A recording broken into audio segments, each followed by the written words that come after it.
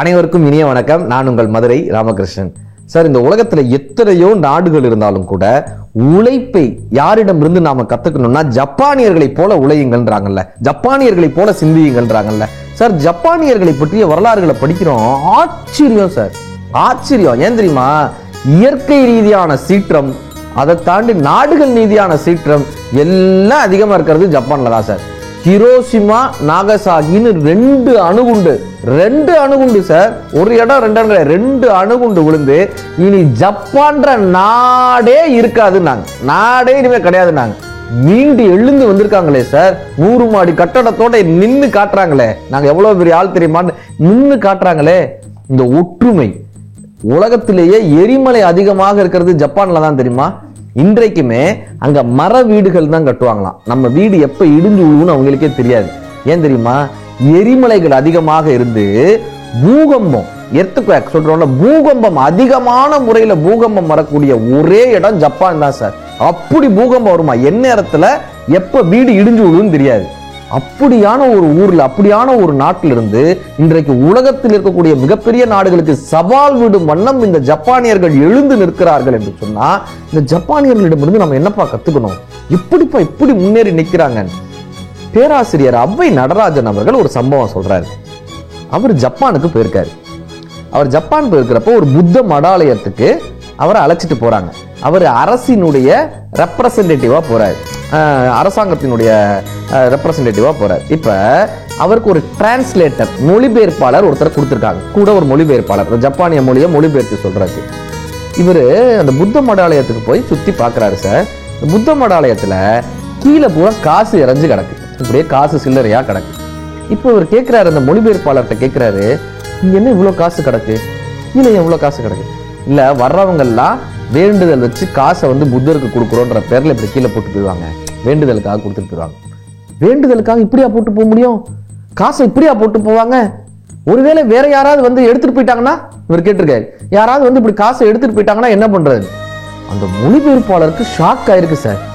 அதிர்ச்சியாகி கேட்கிறாங்க, அதிர்ச்சியாகி சொல்றாங்க, ஒரு புத்தர் கோயிலுக்குள் அடுத்தவர் பொருட்களை எடுக்க வேண்டும் என்கிற எண்ணம் உங்களுக்கு எப்படி வந்தது? இந்த திருட்டை பற்றிய எண்ணம் உங்களுக்கு எப்படி வந்துச்சு? ஒரு புத்தரினுடைய ஆலயத்துல அடுத்தவர் பொருட்களை எடுக்கணும்னு நீங்க யோசிச்சிருக்கீங்கல்ல, அதுக்காக திருட்டை பத்தி நீங்க யோசிச்சிட்டீங்கல்ல, அதுக்காக உங்களுக்கு நான் மொழிபெயர்ப்பாளரா இருக்க மாட்டேன்னு சொல்லியிருக்காங்க சார். இப்படி ஒருத்தருக்கு நான் மொழிபெயர்ப்பாளரா இருக்க மாட்டேன். இவர் திருட்டை பத்தி புத்தர் முன்னாடி யோசிக்கிறாரு, இவருக்கு நான் மொழிபெயர்ப்பாளரா இருக்க மாட்டேன்னு சொல்லி அவங்க கோச்சுக்கிட்டு போயிட்டாங்களாம் சார். அவ்வை நடராஜன் எழுதுறாரு, நேர்மையை எண்ணத்திலும், வார்த்தையில கிடையாது, செயல்ல கிடையாது, எண்ணத்தில் கூட நேர்மையை தன்னுடைய எண்ணமாக வைத்திருப்பவர்கள் ஜப்பானியர்களாக இருக்கக்கூடிய காரணத்தினால் தான் ஜப்பான் இன்று வரை வளர்ந்து கொண்டே வருகிறதுன்னு ஒரு வாசகம் முடிக்கிறார். எண்ணத்தில் நேர்மை இருக்கா? நாம் என்ன பண்றோம்? 2 வீலர்ல போயிட்டே இருப்போம். ஆரஞ்சு சிக்னல் விழுந்தா போகக்கூடாதுன்னு அர்த்தம், வெயிட் பண்ணி போகணும்னு அர்த்தம். நம்மால சிகப்பு விழுந்ததுக்கு அப்புறம் போலீஸ் இருக்கான்னு பாக்குறான், போலீஸ் இருந்தா நிக்கிறான், போலீஸ் இல்லைன்னா குடுகுடுன்னு ஓடி போறான். இவனால இன்னும் 4 பேர் விழுகிறாங்க. எண்ணத்தில் நேர்மை இருக்கா நமக்கு? செயல்ல விடுங்க சார், தாட் ப்ராசஸ்லயே இல்லையே சார் நமக்கு. என்ன, இதே மாதிரி டைட்டானிக் படத்தை பத்தி நம்ம நிறைய ரோஸ் ஜாக் கதையெல்லாம் நமக்கு தெரியும். டைட்டானிக்ல ரோஸ் ஜாக் கதையெல்லாம், இது தெரியாத ஒரு கதை சொல்லட்டுமா? டைட்டானிக் கப்பல் உடைஞ்சு விழுகுது, பெண்களும் குழந்தைகளும் மட்டும் வாருங்கள்னு அழைப்பு கொடுக்குறாங்க. ஏன்? அங்க இந்த லைஃப் போட் ரொம்ப கம்மியா இருந்துச்சு. சினிமால பார்த்துருப்போம், லைஃப் போட் ரொம்ப கம்மி, பெண்களையும் குழந்தைகளையும் காப்பாற்றணும்னு. அப்போ ஒரு ஜப்பானிய இளைஞன் என்ன தெரியுமா பண்றான்?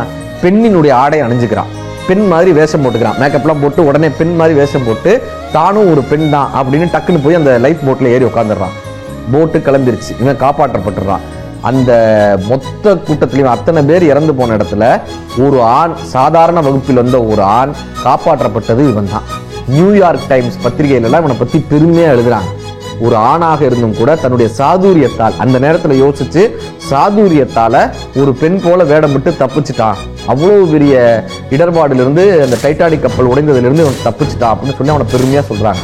இந்த ஜப்பானிய இளைஞன் தன்னுடைய கிராமத்துக்கு போனான் சார். கிராமத்துக்கு போனா என்ன சார் பண்ணணும்? அவனை பாராட்டி இருக்கணும்ல. கல்லை விட்டு அடிச்சிருக்காங்க, அவங்க சொந்த குடும்பத்தினர் திட்டிருக்காங்க. கல்லை விட்டு அடிச்சு என்ன தெரியுமா சொல்லிருக்காங்க? ஒரு பெண்ணை காப்பாற்றுபவன் தான் உண்மையான ஜப்பானியன், அவன் தான் சாமுராய். சாமுராய்னா இந்த சமூகத்தை காப்பாற்றக்கூடியவன், அந்த வீரன். ஜப்பானியர்கள் சாமுராயாக இருந்தவங்க.